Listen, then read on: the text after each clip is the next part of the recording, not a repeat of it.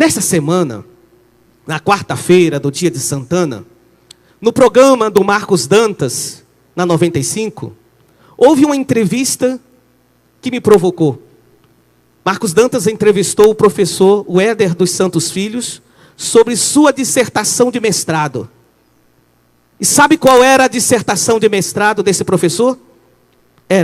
Assim era a sua tese: prevalência e fatores associados à ideação suicida entre travestis e transexuais. A tese que esse professor levantava era apresentando números de suicídios entre travestis e transexuais. Ao ouvir essa reportagem, tive a oportunidade de conversar com o professor. Fiquei pensando em tantos irmãos e irmãs com orientação homoafetiva que se sentem incompreendidos e não amados por nós, que somos igreja, pelas suas famílias, pela sua sociedade e até por si mesmo. Como acontecia na época da escravidão. Fiquei lembrando, nesses 25 anos de ministério, de tantas histórias de sofrimentos de irmãos e irmãs com orientação afetiva que vieram partilhar conosco, carregando sua dor e, sobretudo, a dor de não se sentir acolhido e amado. Me lembro de um fato, em um determinado lugar que eu trabalhei. Certa vez uma mãe veio me procurar, porque seu filho jovem tinha revelado para ela a sua orientação homoafetiva. Esta mulher ocupava naquela cidade um lugar de certo prestígio e ela não dava conta de digerir esta orientação do seu filho. Como mãe queria amar, mas pelo peso da cultura que ela carregava, pelo peso da sociedade que ela carregava, ela não dava conta de aceitar.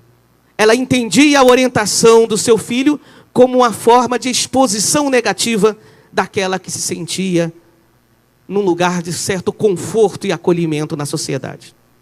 Tentei fazer com esta mãe um caminho, mas não é fácil fazer um caminho quando estamos diante dessas questões. Cheguei a me propor a acompanhar o rapaz que nunca me procurou. Pouco tempo depois, esta mulher teve um câncer. Possivelmente, aquele câncer era a somatização daquilo que ela não conseguia digerir no seu filho. E esse câncer foi capaz de levá-la a óbito. Quando eu fui fazer as exéquias, o filho estava ao meu lado. E o filho sabia dessa conversa, porque com certeza a mãe tinha dito para ele. E a única coisa que aquele filho fez, chorando, olhar para mim, foi dizer: eu sei que eu sou culpado da morte de minha mãe. Eu sei que eu sou culpado da morte de minha mãe. E infelizmente, não era possível naquele momento eu dizer outra coisa para não revelar aquilo que era um direito dele, que eu escutei num outro momento mais privado. Cheguei a dizer: me procure. Ele nunca procurou. Mas fiquei pensando na dor que essa pessoa carrega de levar essa culpabilidade que não tem. A culpa não era da sua orientação. A culpa era da sua mãe de não ter dado conta de vencer os preconceitos.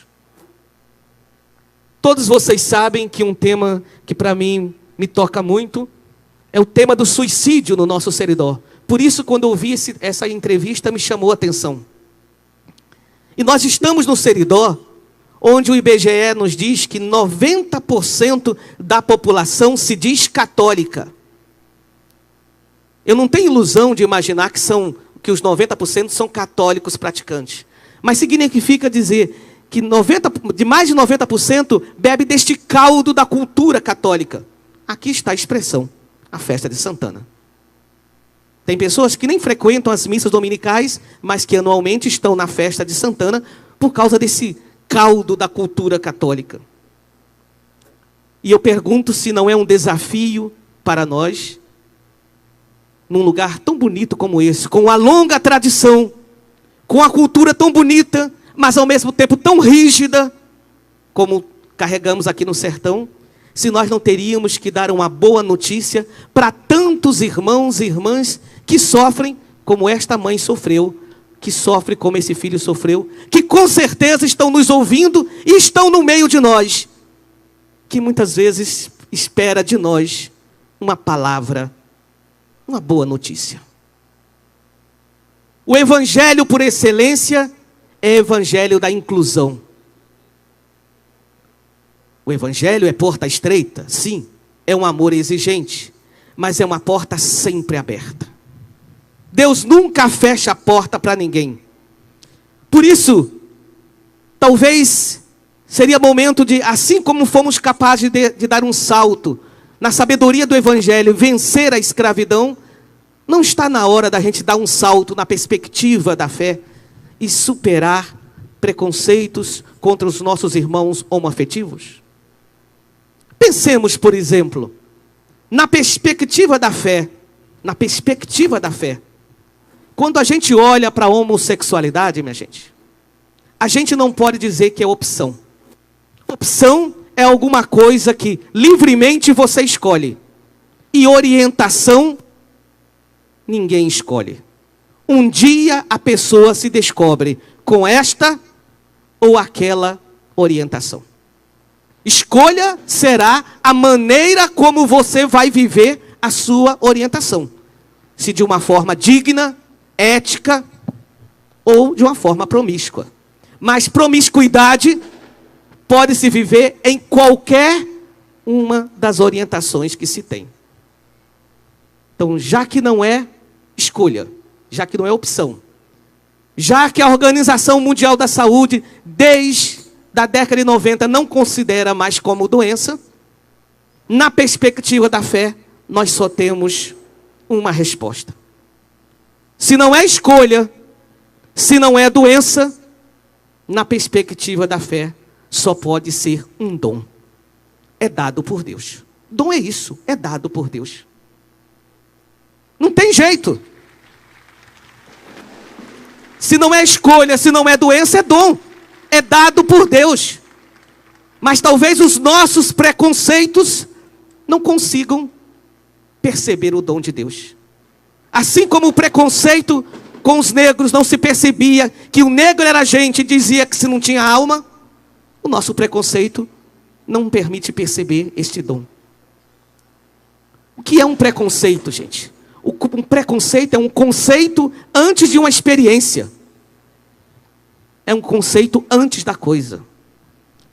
Como um preconceito cegou a vista de gerações diante da escravidão, como um preconceito cega hoje a Europa frente ao drama dos refugiados.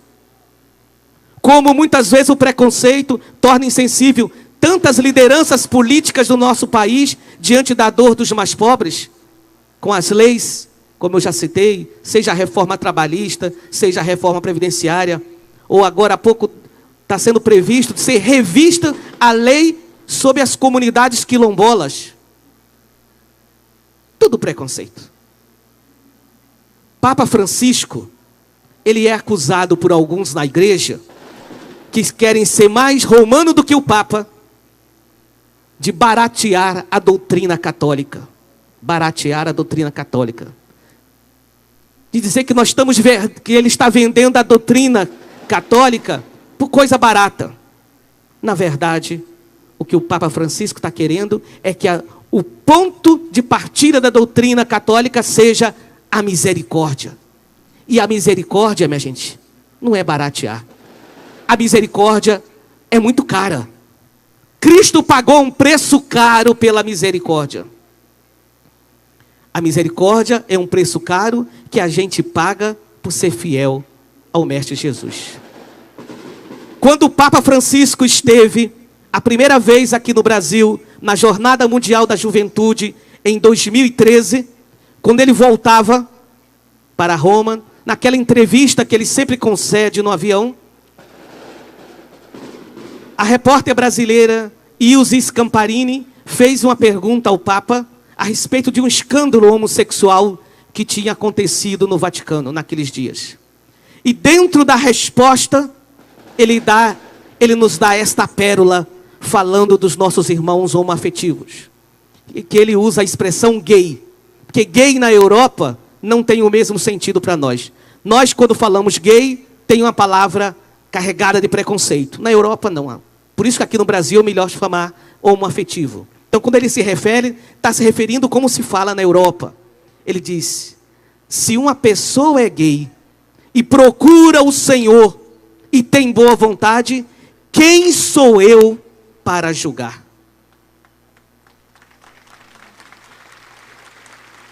O catecismo da Igreja Católica, diz o Papa, diz, não se deve marginalizar estas pessoas por isso.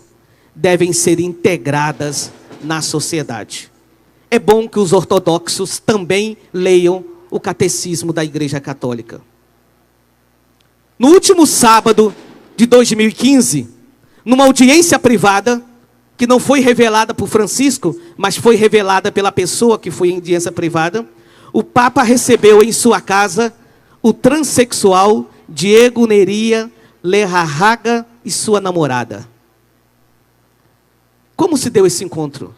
O Papa recebeu uma carta desse transexual espanhol, falando da dor que ele tinha, do preconceito que ele sofria na sua comunidade católica da Europa. E fruto disso, o Papa telefonou para ele e marcou essa audiência. E depois da audiência, esse rapaz deu uma entrevista no jornal espanhol. E ele dizia que na sua comunidade, esse transexual tinha sido chamado pelo padre e pelo povo como filha do diabo. Sensibilizado, Francisco tentou acolher aquele que não foi acolhido pelo irmão na igreja. Papa Francisco, no documento Amoris Laetitia, falando sobre o amor na família, ele dedica o capítulo 8º para aquelas situações que ele chama de situações irregulares, falando sobretudo de segunda união. E ele propõe 3 passos. Eu me pergunto se aqueles 3 passos que o Papa Francisco propõe para acompanhar os irmãos em situações irregulares na vida de hoje, também nós não teríamos que dar em relação aos nossos irmãos homoafetivos. Acompanhar, discernir e integrar. Acompanhar, discernir e integrar. Não seria esta a sabedoria salomônica que deveríamos aprender de Jesus? Não é essa a misericórdia que é parte da nossa herança com Deus, como nos fala o Salmo? Não somos todos, independente da nossa orientação, imagem de Cristo? Cristo, quando olha para a gente, Ele não olha para os nossos órgãos genitais, olha para o nosso coração. E quando Ele nos chama pelo coração e nós vamos com tudo, inclusive com as nossas orientações. E somos todos imagem do Senhor. Não é esta a pérola que Santana está nos dando hoje, como nos lembra o Evangelho? A pérola da misericórdia de seu neto, de seu Deus e nosso Deus, do Filho de Maria, do Filho de Deus, nosso irmão. Que Santana nos ensine, como ensinou a Maria, a ter os olhos fixos no transpassado Jesus, e um olhar misericordioso para os transpassados na história. E hoje quero contemplar como um dos transpassados da história, os nossos irmãos e irmãs homoafetivos, que não são acolhidos nem amados por nós. Que Santana nos mostre o caminho para Jesus.